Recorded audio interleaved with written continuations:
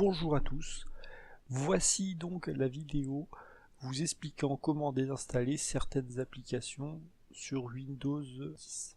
Si vous n'avez pas vu ma première vidéo sur la présentation du PC Lenovo et du clavier Logitech, je vous invite à aller la voir. Bonne vidéo à tous. Et autrement plus puissant, on peut constater qu'il y a des applications comme calendrier, caméra, carte, il y a aussi conseils, contacts. Il y a aussi film et TV qu'on voit rapidement. Il y a Groove Music aussi. Il y a des. Enfin bref, il y a toute une tripotée d'applications qu'on ne veut pas forcément avoir sur son ordinateur. Et donc ces applications-là, on va voir comment faire pour les désinstaller. Donc pour cela, il faut aller dans le Windows Store. Faut rentrer donc, faut l'activer le Windows Store, faut que ça soit activé, faut donc se connecter, taper son identifiant et son mot de passe, et donc je vais vous donner une petite astuce pour éviter de transformer votre ordinateur en aspirateur à données aussi avec ce Windows Store. Donc au lieu de taper le mot de passe actuel qu'on a sur notre session, on va en bas, on clique sur se connecter plutôt uniquement à cette application. Ce qui fait que notre ordinateur reste en compte local et ne devient pas un compte Skype, enfin un compte connecté à Internet. Et ça évite de se faire voler nos données par nos chers amis Microsoft. Donc quand on clique dessus, hop là, ça se met en patienté et donc notre compte devient notre compte, enfin on peut utiliser l'application, on pourra installer d'autres applications, il n'y a pas de problème. Et on n'a plus que donc aller dans paramètres. Donc on cherche paramètres, hop là voilà, on est donc dans paramètres et donc il faut décocher mise à jour automatique des applications, décocher la vignette dynamique et autoriser hors connexion, donc comme ça évite de se faire emmerder par à regarder. Franchement, il y a des très bonnes petites applications, très sympathiques, pourquoi pas les utiliser, mais il y en a certaines qu'on ne veut pas forcément avoir. Donc, une fois qu'on a fait ça, on va donc faire un clic droit souris au niveau du logo Windows. Ici, vous voyez ma petite souris. Et on va chercher PowerShell. Et là, il n'y est pas. Il doit y avoir un petit souci. Donc, la différence entre PowerShell et invité de commande, c'est que on peut activer PowerShell depuis invité de commande, mais il y a une autre solution. On fait une recherche PowerShell. Hop là. Voilà, en fait, il est tout en bas, juste à côté du Windows Store. Là il me demande mon mot de passe. Une fois qu'on a tapé le mot de passe, hop là, et en fait invite de commande, c'est la même chose, hein, quand vous l'aurez, si vous l'avez, vous faites un clic droit, vous faites au lieu d'invite de commande, c'est PowerShell. C'est le même principe. La différence entre PowerShell et invité de commande, c'est la mise en forme et certaines puissances au niveau de la présentation, certaines commandes. Je connais pas encore très bien l'outil, mais il est sympa, c'est surtout une mise en forme en couleur de de ce que j'ai pu voir, une mise en forme de couleur de ce qu'on tape à l'écran en fait tout simplement. Donc il faut d'abord fermer toutes les petites applications qu'on n'a pas forcément envie d'avoir et de voir. Hop là. Et donc on prend mon petit fichier d'explication, de ligne de commande, on fait copier tout simplement, on fait coller. Alors là ça n'a pas l'air de vouloir marcher. Alors si on fait copier et qu'on fait coller, ça n'a pas l'air de vouloir. Voilà. Donc quand on fait coller, CTRL V, ça le fait tout seul. Donc ça se désinstalle. On voit qu'il y avait des applications qui avaient déjà été désinstallées. C'est les lignes en rouge, donc vous voyez la mise en forme. Hop là, donc apparemment ça a l'air d'avoir fini. Donc une fois que c'est terminé, on peut renvoyer à nouveau une nouvelle ligne de commande. Alors là, je soupçonne de peut-être avoir des mises à jour. Alors ça arrive souvent quand il y a des mises à jour avec PowerShell qu'ils fonctionnent pas bien. Il y a régulièrement des petites mises à jour. D'ailleurs, je vais vérifier tout de suite. Mise à jour et sécurité. Et donc on peut constater qu'il y a des mises à jour en attente. C'est peut-être ça qui pose problème au niveau de PowerShell. Je dis bien c'est peut-être ça. Donc une fois que ça c'est fait, on peut constater. Donc quand c'est en rouge, c'est normal, ça veut dire qu'il n'y a plus accès aux applications.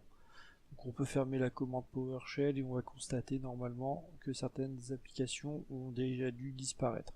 Donc cette désinstallation est un petit peu incomplète. Je vais essayer de trouver une solution pour faire en sorte que ça fonctionne mieux.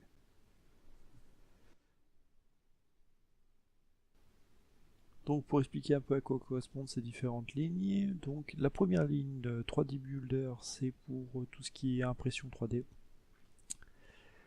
La deuxième ligne, c'est Get Started, c'est l'accueil de démarrage pour expliquer un peu comment fonctionne Windows.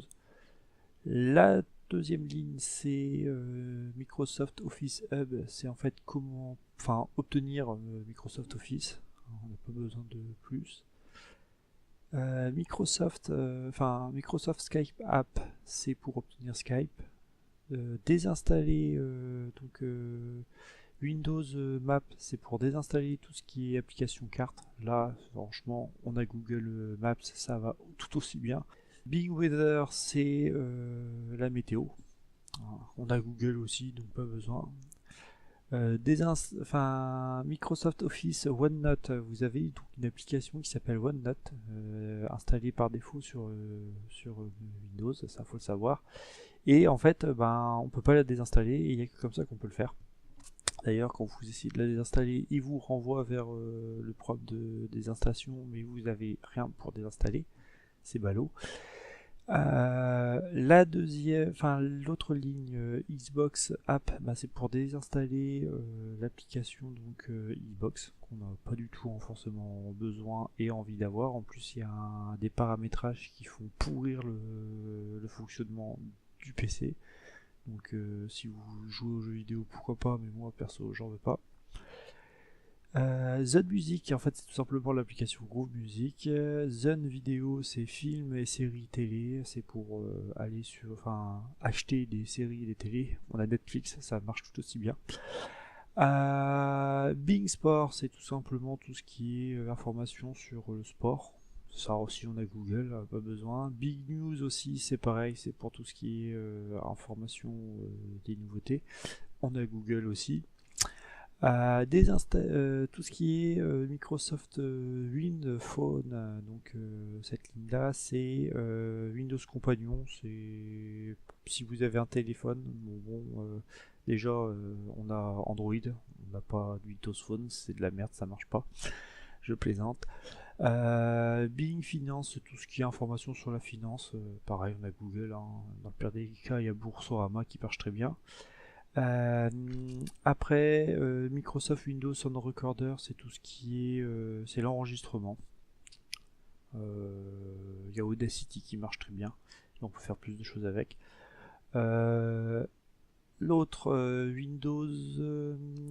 Microsoft Windows Photo, c'est tout ce qui est l'application photo. Celle-là, moi je l'aime bien, je l'apprécie pas mal, donc je la désinstalle pas forcément. Après tout ce qui est Microsoft Windows Camera, c'est l'application caméra. On n'a pas forcément besoin de se filmer sur son ordinateur, hein. Franchement, sincèrement, à moins qu'on fasse des selfies, moi c'est pas mon trip. Microsoft Windows et Alarme, en fait, c'est tout simplement l'application qui permet de paramétrer une alarme ou de regarder l'heure sur son ordinateur. Sérieusement, il y a la petite horloge sur le bas, et puis dans le pire des cas, il y a le téléphone qui est là pour nous aider. Ou alors on a une montre au poignet, c'est tout aussi bien, c'est peut-être certainement la meilleure solution. Contact, c'est tout ce qui est Microsoft People, c'est pas le répertoire de téléphone de votre répertoire téléphonique de votre ordinateur, c'est tout ce qui est nouveauté People. Il y a Voici qui marche très bien, hein, ça coûte pas trop cher, et en plus ça tue pas votre ordinateur. Puis dans le pire des cas, il y a Google qui marche aussi très bien. Donc voilà un petit peu toutes les explications. Donc je vous mettrai certainement un autre lien avec les lignes commentées une à une. Alors il existe des applications qui permettent de faire cette désinstallation automatique. Cette possibilité-là existe. Moi je l'utilise pas, ça fait un programme pour désinstaller des programmes. Enfin je trouve ça un peu bête. Donc je préfère utiliser les lignes de commande, ça va tout aussi vite. Puis à vrai dire, je me suis mis un petit peu sur Linux depuis et c'est vrai qu'on fait beaucoup de choses avec ligne de commande et on s'aperçoit que Windows aussi peut faire pareil fonctionne à peu près pareil que Linux sur le principe et le fonctionnement. Donc pourquoi installer un programme alors qu'une simple ligne de commande permet de le faire. Voilà, donc je voulais pas m'y mettre et je commence à m'y mettre finalement. Alors toutes les lignes qui ont été tapées, il y a écrit get-appx package espace-all user. Alors cette ligne-là est très importante. En fait, toutes ces lignes-là vont désinstaller toutes ces applications sur toutes les sessions utilisateurs de votre ordinateur. Si vous enlevez le espace-all users, et ben, il désinstallera les applications sur votre session ouverte actuellement. Donc voilà, donc c'était la petite information supplémentaire pour vous permettre de comprendre ce qui a été tapé. Et puis sinon, bah, il y a Internet. Alors, une petite dernière astuce avant de se quitter, pour pouvoir remplacer l'invité de commande ici à la place, pour pouvoir mettre PowerShell au lieu de l'invité de commande, vous faites clic droit souris, paramètres, et dans les paramètres vous avez un endroit, c'est remplacer l'invité de commande par PowerShell, vous faites glisser le bouton, vous fermez ce paramétrage, c'est tout bon. Et une fois que vous avez fait ça, normalement vous avez Windows PowerShell qui est en admin, vous tapez votre mot de passe, et après une mise à jour de l'ordinateur bien sûr, vous copiez votre texte, hop là s'il veut bien, vous le collez, hop là, vous faites entrer et ça fonctionne, c'est tout en rouge, c'est normal. Alors on va pouvoir constater qu'après c'est complètement, ça s'est totalement désinstallé. Là, tout ce qui est Xbox Live et tout le tremblement, ça a disparu, c'est magnifique, c'est super, c'est ce qu'on ne leur demandait pas plus, hein. C'est ce qu'on voulait faire, donc voilà, ça a disparu. Hein. Y a beaucoup de choses qui ont été enlevées. Sur cet ordinateur là j'ai beaucoup plus de choses installées. Donc voilà, donc c'est tout ce qu'on lui demandait et il a fait son boulot. Allez, à bientôt.